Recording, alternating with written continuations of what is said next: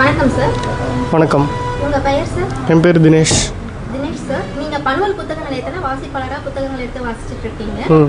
இது வரைக்கும் நீங்கள் வாசித்த புத்தகங்களில் சிறந்த புத்தகங்கள்னு சொல்லணும்னா எந்தெந்த புத்தகங்கள் பெயர்கள் நீங்கள் சொல்லுவீங்க? சிறந்த புத்தகம்னா நான் நிறைய இருக்குது.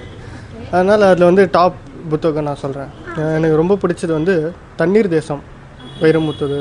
தண்ணீர் தேசம், கருவாச்சி காவியம் ரொம்ப பிடிக்கும்.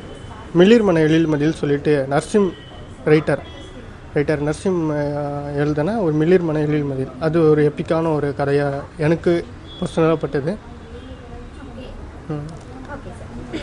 இப்போ இந்த புத்தகங்களில் எது உங்களோட ஃபேவரட்டான புத்தகம்?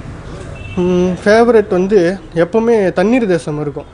அதில் நிறைய சயின்டிஃபிக் இருக்கும், நிறைய அறிவியல் ரீதியான ஒரு இது இருக்கும், கண்டென்ட் நிறைய இருக்கும். அதுவும் கவித்துவமாக இருக்கும், கதை நிறைய நல்லாயிருக்கும், காதல் நல்லாயிருக்கும். இது அதை தவிர்த்து மிளிர்மன எழில்மதியில், அது எனக்கு ரொம்ப பிடிச்ச ஒரு புத்தகமாக இருந்தது. அதில் கார்ப்பரேட்டில் லவ் அண்ட் மேரேஜ் ஆகிட்டு அது எப்படி இது பண்ணுறாங்க அப்படின்றது ஒரு சூப்பராக எடுத்து சொல்லியிருப்பாங்க.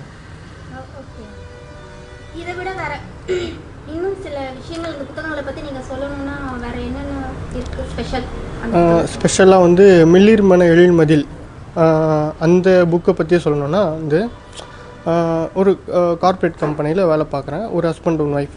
ஸோ அவங்களுக்கு மேரேஜ் ஒரு போஸ்டிங் கிடைக்குது, மேனேஜர் போஸ்டிங் கிடைக்குது. ஆனால் 2 பேருக்குமே அதுக்கு தகுதியானவங்க. ஒருத்தவங்க தான் அந்த போஸ்டிங்கில் உட்காரணும். ஸோ அது எப்படி அவங்க மேனேஜ் பண்ணுறாங்க அப்படின்றது ஒரு சுவாரஸ்யமாக எடுத்துகிட்டு போயிருப்பார் நசீம் அவர்கள். அது ரொம்ப தனித்துவமாக இருக்கும். அந்த ஒரு நாவல் எல்லாருமே வாசிக்கக்கூடிய ஒரு நாவலாக இருக்கும்.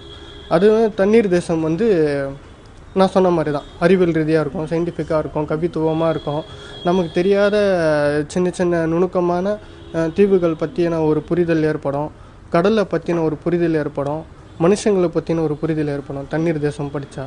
ஸோ இது ரொம்ப இம்பேக்டான ஒரு புக்காக நான் நினைக்கிறேன். ரொம்ப நன்றி சார். உங்களுடைய புத்தகங்களை பற்றி நீங்கள் பகிர்ந்துகிட்டதுக்கு ரொம்ப நன்றி சார். நன்றி.